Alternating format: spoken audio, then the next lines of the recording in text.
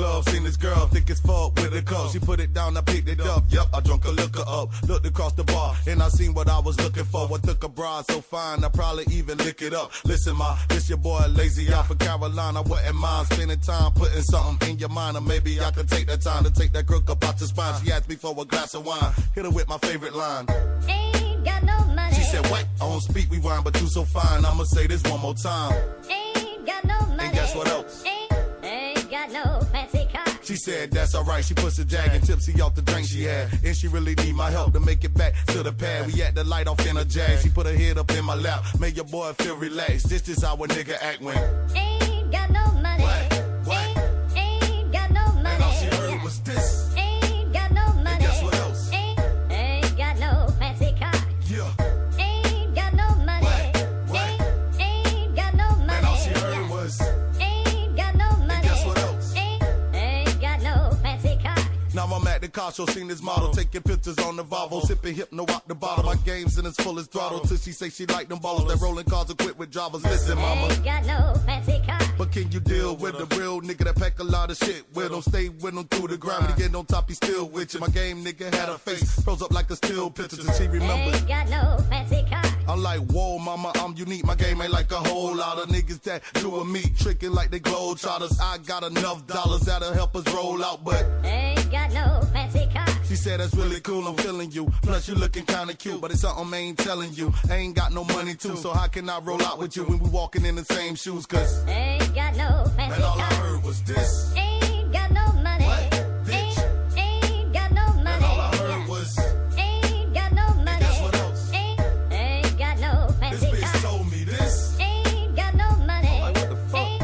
Ain't got no money. Come on, shawty, how the fuck? Ain't got no money. Damn. Ain't got no fancy car. Man, how the fuck I'ma fuck with her? She broke his shit, I'm broke his shit. Oh, both of us ain't got no car. You know motherfucking PDRTA don't come everywhere. Shit.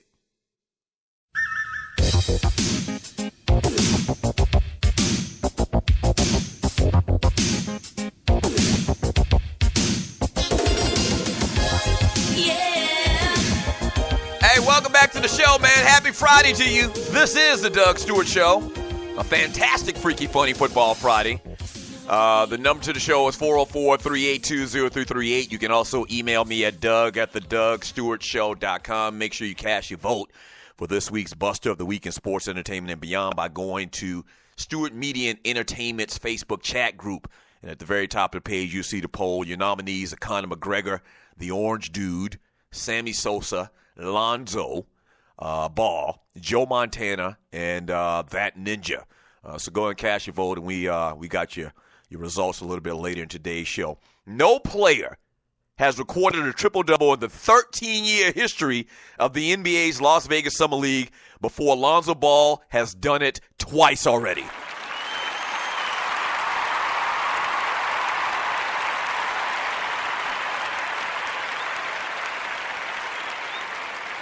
That's right.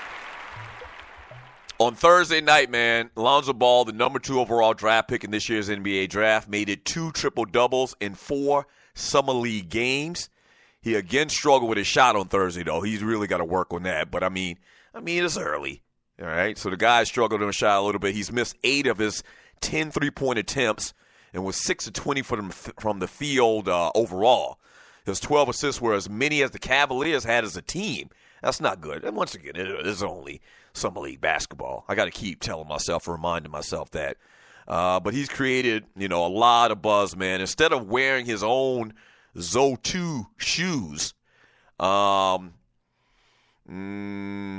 which sell for about $495, and is his company and his family's own independent pair, he wore Nikes, Kobe Bryant's on Wednesday night. And then last night, dude came out with some damn ugly-ass James Harden shoes and had another great game. So the 2 games that he's played in sneakers other than the Triple Bs, as I call them, he's balled out of control. And when asked about it after the game last night, he says, big baller brand, you got freedom to do whatever you want. Let me tell you what I think about this and what's going on. And I mentioned it yesterday, but let me expound upon it a little bit more.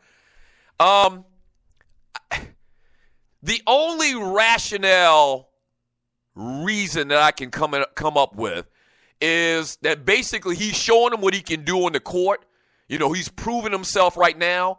And before the season starts, him and his daddy are looking to strike a deal with one of these companies. Like, listen, this is your last opportunity to get down with this ball thing, all right, this big baller brand thing.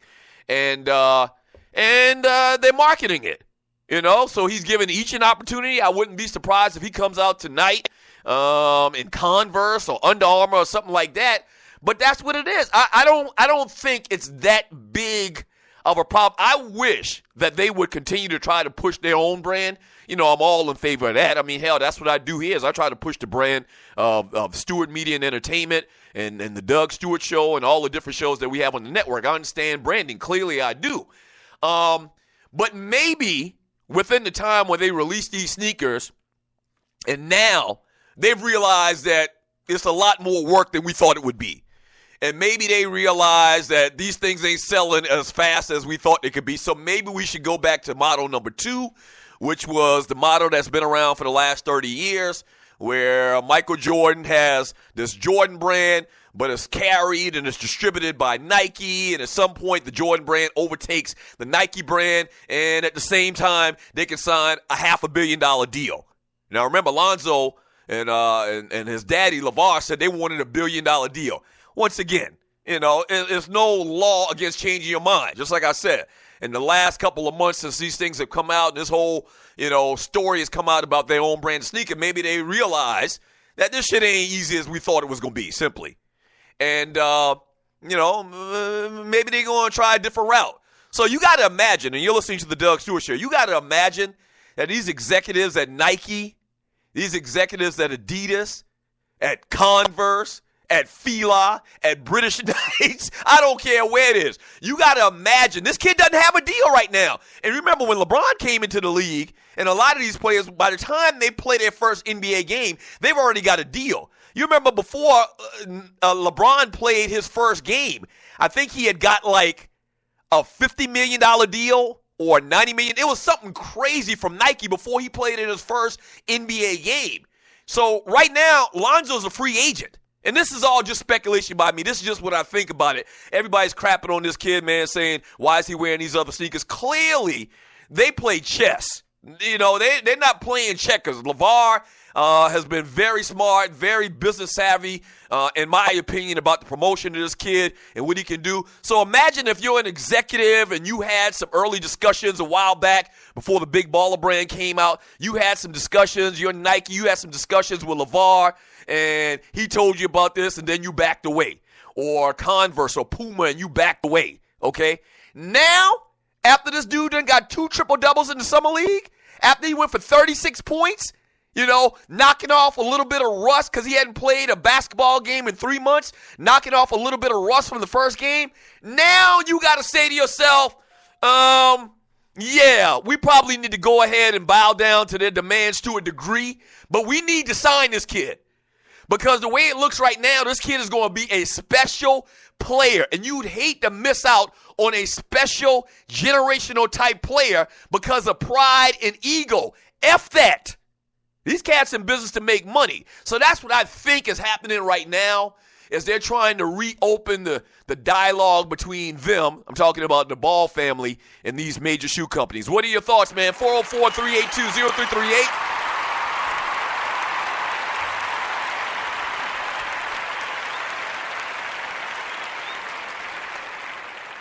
I'm very excited, man. I can't wait till the NBA season starts. I can't wait. And I know I got to keep saying this and reminding myself even. I know that it's just a summer league. But I just have visions of Lonzo starting a fast break for the next 15 years for the Lakers. I just got visions of Brandon Ingram on the wing, Julius Randle running down the court. This cat is throwing like court-long passes like it ain't nothing. And these guys, I heard them mention it this morning on a little bit of commentary about this. I think it was the Tim Legler guy.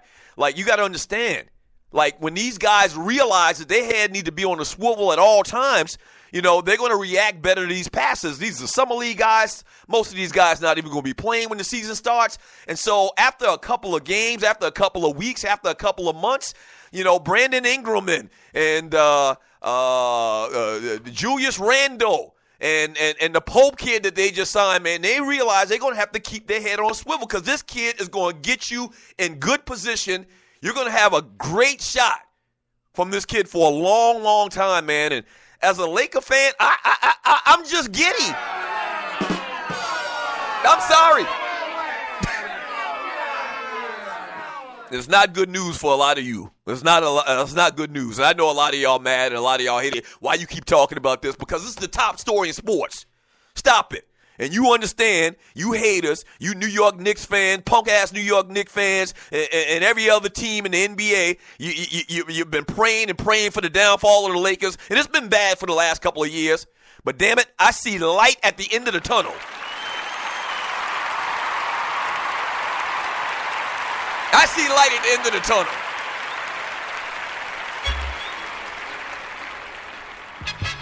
Oh, boy. Ninjas pray and pray and pray for my downfall. I think Biggie Smalls had a song about that.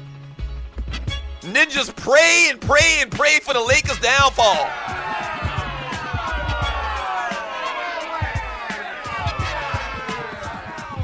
When we get back, I'm going to read some of your messages in the chat on Spreaker.com. I see some opinions about, Lonzo and wearing, other sneakers.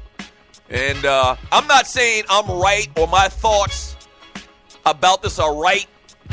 I'm just thinking that these guys, they have something more in mind.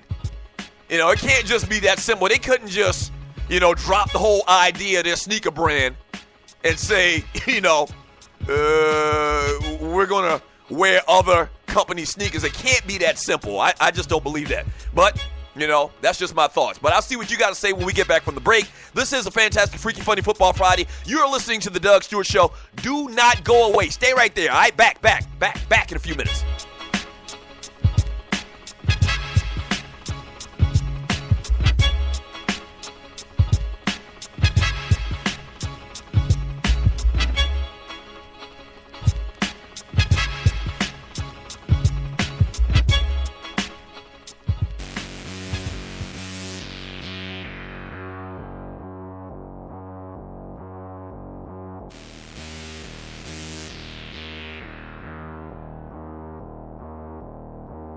When you see that Cadillac coming through on them blades with them Carolina blades, bitch, get out the way. Stepping out with my ice on me and my killers trifling. You can end up with your life gone if you don't get out the way. I'm in the club out drunk as fuck, throw in my setup. If another nigga push me better, get out the way. When you see me go into that trunk, ready to grab that pump, make that shit dump, pump, get out the way. Y'all niggas better get up out my way before I got a semi-auto cock game to spray for. I laid the motherfuckers down on the ground. Y'all niggas really had a whole lot of shit to say. Now the only thing I'm hearing is silence. The silence of the tennis whole scene, the violence. I tell up in this club till it be stylish. Try to find something to fuck, but you got me the wildest. Tell me to chill before I lose it again. And when I lose it, you losers be losing your friends. One shot from the Ruger, and you losing your limbs. The hardest nigga running out of here losing his tail. Hey, fucked up, y'all niggas can't stand me. The only reason you hate me because you hate me. And me on something that you niggas just can't be. Simply lazy, EYE for SC. My Carolina niggas in here, just stand up. Put your guns in the effort. Get some of your set up when it rains and pours to the shells. Don't let up, better get up out my way before the hollers get ya. Hey,